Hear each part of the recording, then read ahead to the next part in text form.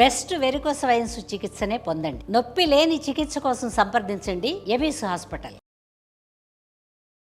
రకరకాల rice items చేసుకుంటాం కదా, అన్నంతో చాలా రకాలు. అయితే ఇవాళ వాంగి బాత్ చేసుకుందాం. వంకాయ అన్నం అంతే.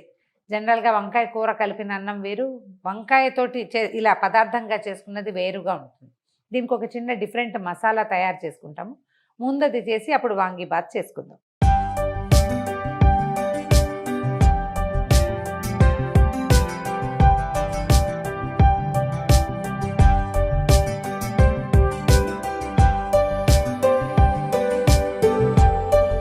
జనరల్గా మనం కూరల్లోకి వాటిలోకి చేసుకుంటాం కదా పొడి, అలాంటిదే కొంచెం స్పెషల్ అనమాట. అంతే. స్టవ్ మీద ఒక ముగ్గురు పెట్టండి. వాంగిబాత్లోకి ఏంటంటే మనం ధనియాలు, శనగపప్పు, పప్పులు కాకుండా కొంచెం మసాలా దినుసులు కూడా వేసుకుంటాము. దాంతో వాసన డిఫరెంట్గా ఉంటుంది అన్నమాట. బాగా తినబుద్దాం. మూకుడు వేడెక్కాక ఒక 7-8 ఏలక్కాయలు, 7-8 లవంగాలు, కొంచెం దాల్చిన చెక్క, మన దగ్గర ఉంటే కనుక కొంచెం జాగ్రత్త వేసి దోరగా వేయిద్దాం.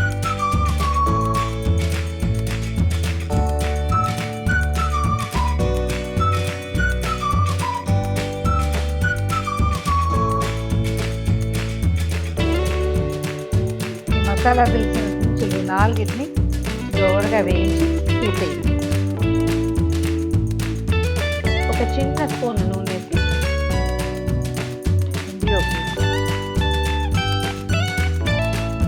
ఓ పావు టీ స్పూన్ మెంతులు,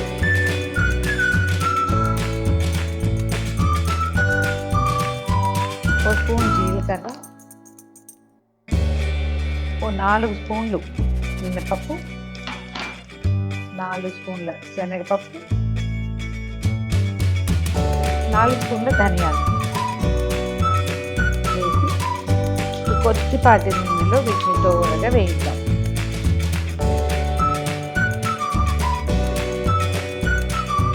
మన దగ్గర కప్స్ కొలత కనుక ఉంటే అన్ని కప్పులు ధనియాలు, శనగపప్పు, మినపప్పు కప్పులతో 4 కప్పులు, పావు కప్పులు వేసేసుకోవడం. జీలకర్ర మాత్రం ఒక స్పూన్ సరిపోతుంది. కప్పు కొలత లేకపోతే ఈజీగా స్పూన్సే, అన్ని స్పూన్ కొలత పెట్టుకుంటే హాయిగా ఉంటుంది.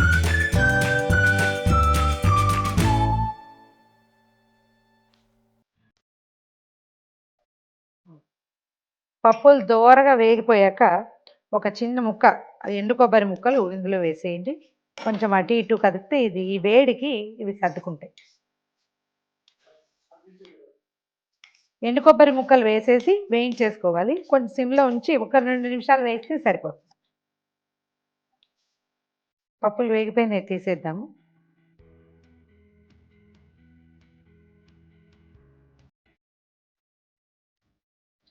మళ్ళీ మూకుడులో కొంచెం నూనె, ఒక చుక్క ఎండుమిర్చి వేగడానికి. మనకి పొడికి సరిపడా ఒక 15-20 ఈజీగా పడతాయి. ఎండుమిర్చి వేసేసి ఒకసారి అలాగా వేయించేసేయండి.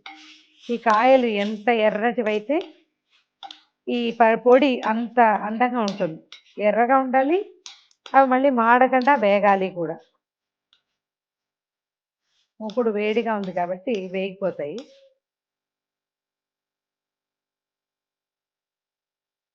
వేగిన మిర్చిని కూడా పప్పుల పళ్ళెల్లోకి తీసేసుకుందాం. గింజలన్నీ చల్లారిపోయినాయి. ఒకసారి మిక్సీలో వేసి గ్రైండ్ చేసేద్దాం.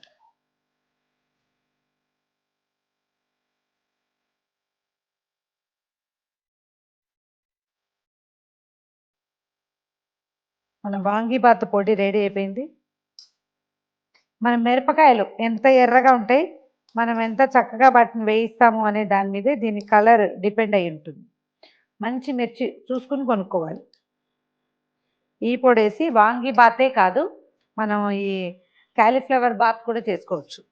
ఇంకోసారి అది కూడా చేద్దాం.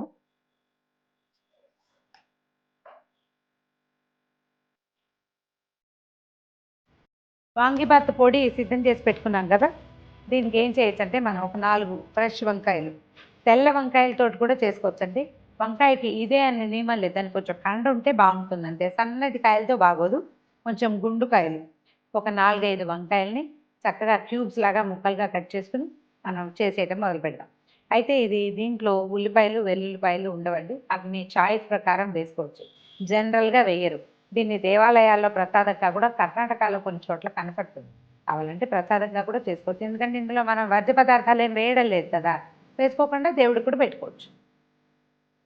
స్టవ్ వెలిగించి మొక్కుడు పెట్టండి. ఓ 2 స్పూన్లు నూనె వేయొచ్చు. ఓ పావు స్పూన్ ఆవాలు వేసి,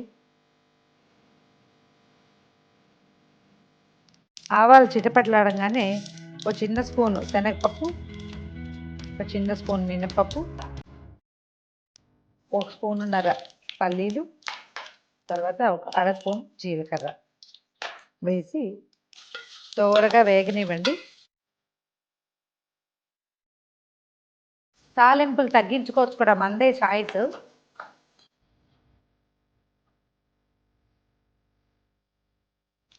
కడిగి శుభ్రంగా తుడిచిపెట్టుకున్న కరివేపాకు వేసేయి.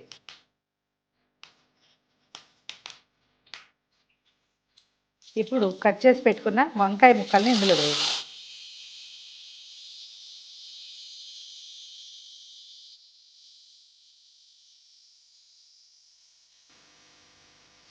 ఒక చిటికెడు పసుపు వేసేసి, తర్వాత ఒక స్పూన్ ఉప్పు వేద్దాం. కావాల్సింది మళ్ళీ తర్వాత సర్దుకోవచ్చు. ఒక హాఫ్ కప్పు చింతపండు పులుసు తీసి పెట్టుకోవాలి, అది పోసేద్దాం ఇందులో.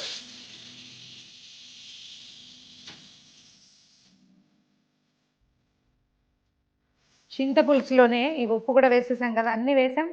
మా వంకాయ ముక్కల్ని మగ్గిపోనివ్వాలి పూర్తిగా. మూత పెట్టేద్దాము. మూత తీసి చూద్దాం. వంకాయ ముక్కలు ఉడికిపోయినాయి, పులుసు దగ్గరగా అయిపోయింది. ముక్కని ఒకసారి చూడండి, వంకాయ ముక్కని మెత్తగా అయిపోయింది. ఇప్పుడు మనం తయారు చేసి పెట్టుకున్న వాంగీబాత్ కారాన్ని ఇందులో వేసి, ఇంత మాత్రానికి ఒక 4 స్పూన్లు 3 స్పూన్లు ఈజీగా పడుతుంది. కలిపాక అవసరమైతే వేసుకో. చాలా మంచి వాసన వస్తుంది. తెల్లటి వంకాయలు దొరికితే వేసుకుంటే కూడా చాలా బాగుంటుందండి. చూడ్డానికి కూడా అందంగా ఉంటుంది, తెల్లగా కనిపిస్తుంది. ఇప్పుడు అన్నాన్ని వేసేద్దాం ఇందులో. ఒకసారి ఈ విధంగా కలిపి